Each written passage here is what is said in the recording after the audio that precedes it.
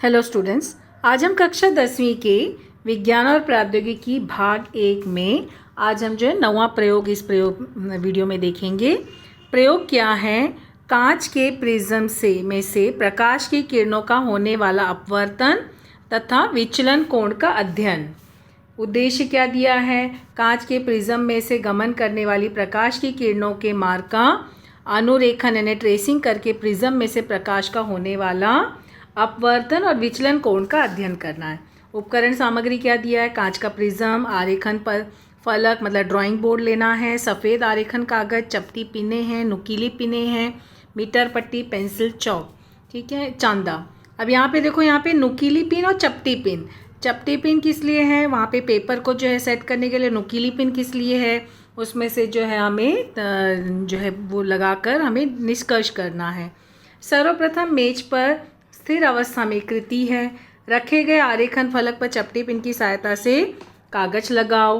कागज पर के बीचों बीच जो एक प्रिज्म रखकर पेंसिल द्वारा उसकी बाहरी सीमा का निर्धारण करो। मतलब प्रिज्म रखना है और उसका बॉर्डर लाइन खींचना है। प्रिज्म हटा दो। बिंदु Q पर अभिलंब M1 N1 खींचो। एक किरण PQ खींचो और फिर अभिलंब M1 N1 के साथ 30 अंश माप वाला आपतन कोण बनाओ। 30 अंश माप वाला आपतन कोण कैसे बनाओगे? चांदे की सहायता से। अब किरण PQ पर दो नुकीली पिनें P1 P2 कागज पर लंबवत यानी ऊर्ध्वाधर स्थिति पर स्थिर करो, जो एक दूसरे से अपेक्षित दूरी पर होंगी। अब प्रिज्म को उसके मूल स्थान पर पुनः रखो। प्रिज्म के दूसरी ओर से प्रिज्म में से दोनों पिन P1 P2 के आधारों पर प्रतिबिंबों का प्रेक्षण करना है। कागज पर अन्य दो पिन P3 P4 भी उसकी सीधी दिशा में खड़ा करो और ये दोनों P1 P2 के आधारों के प्रतिबिंब ठीक एक ही रेखा में हो। इस दशा में हमें P4 ही दिखाई देगी। अब यहाँ पर जो है उसके बाद क्या करना है? पिन जो है P3 P4 कागज से हटा दो और वहाँ पे क्या करना है? जहाँ पे भी पिन लगा था वहाँ पर ऐसे छोटा सा सर्कल करके उसको चिन्ह करो। P3 P4 से जाने वाली रेखा खींचो। माना यह रेखा प्रिज्म पृष्ठभाग AC से बिंदु R से प्रतिच्छेदित करती है। P3 P4 बिंदु को जोड़ने वाली रेखा और बिंदु S लेकर RS खींचो। P1 P2 प्रिज्म भी अब वहाँ से हटाना है। QR को जोड़ो। बिंदु R एक अभिलंब M2 N2 खींचो। किरण PQ आपाती किरण को उसकी दिशा में सीधे आगे और किरण NS निर्गत कोण को उसकी विपरीत दिशा में इस प्रकार बढ़ाओ कि वे एक दूसरे को बिंदु T पर प्रतिच्छेदित करें। आपतन कोण I, अपवर्तन कोण R, विचलन कोण निर्गत कोण E चांदी की सहायता से नापो और उन्हें प्रेक्षण तालिका में लिखो। 45-60 अंश माप वाले दो अन्य आपतन कोण के लिए भी ऊपर दी गई कृति को फिर से करके प्रेक्षण तालिका में नोट करो। जो कृति थी वो अभी हम लोग 30 अंश के लिए देखे थे। अब उसके बाद 45 और 60 डिग्री के लिए भी वही कृति करना। तो यहाँ पर देखो आकृति दी गई है। आकृति का नामांकन करना है ध्यान से। जहाँ पे जैसे क्योंकि यहाँ पे ऑलरेडी आकृति बनी हुई है और आकृति में से तीर का निशान बना हुआ है, तो जो तीर का निशान जहाँ है वहीं पे उसका नाम बताना है। ये क्या? निर्गत किरण का पीछे बढ़ाया गया मार्ग, ये आपाती किरण, ये प्रिज्म, ये निर्गत किरण, फिर ये आपाती किरण का सरल रेखा के अनुदिशा बढ़ाया गया मार्ग, ठीक है। फिर यहाँ पर देखो क्या बोला नीचे बॉक्स में? आई क्या? आपतन कोण। फिर R1 क्या है? AB पृष्ठभाग पर अपवर्तन कोण। R2 क्या है? AC पृष्ठभाग पर अपवर्तन कोण। देखो यहाँ पे R1 R2 दिया हुआ ना ये।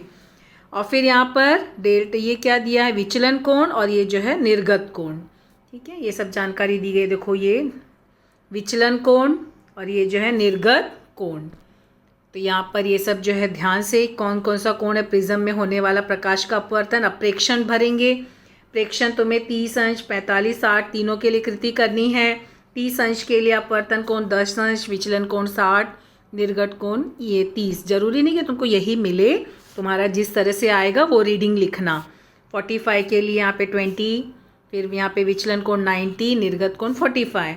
60 डिग्री के लिए यहाँ पे आपतन कोण 25, विचलन कोण 120, निर्गत कोण 60। तो यहाँ पे तुम लोग देख रहे हो ये आपतन कोण जो है ये बड़ा है अपवर्तन कोण से सब में, ठीक है। लेकिन निर्गत कोण और आपतन कोण दोनों समान हैं। ठीक है। अब यहाँ पे निष्कर्ष क्या दिया है, आपतन कोण, और ये चिन्ह है बड़ा है ना, देखो आपतन कोण बड़ा है। अपवर्तन कोण अर्थात जब प्रकाश किरण हवा से कांच में प्रवेश करती है तब वह अभिलंब मतलब वहाँ पे जो है झुका होता है। ठीक है।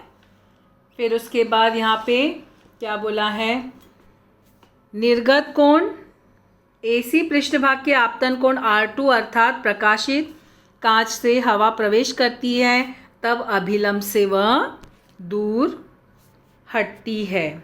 ठीक है, दूर हटती है।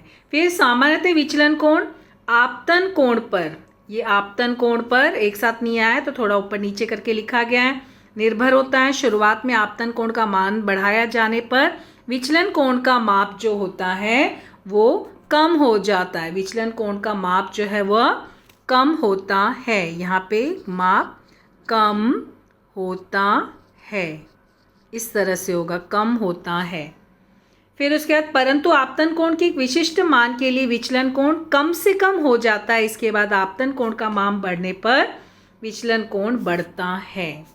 सावधानी, इस प्रयोग में नुकीली पिन को कागज के लंबवत स्थिर करें, एक दूसरे से अपेक्षित पर्याप्त दूरी पर होने चाहिए। इस प्रकार से हमारा प्रयोग क्रमांक 9 कंप्लीट होता है। Thank you.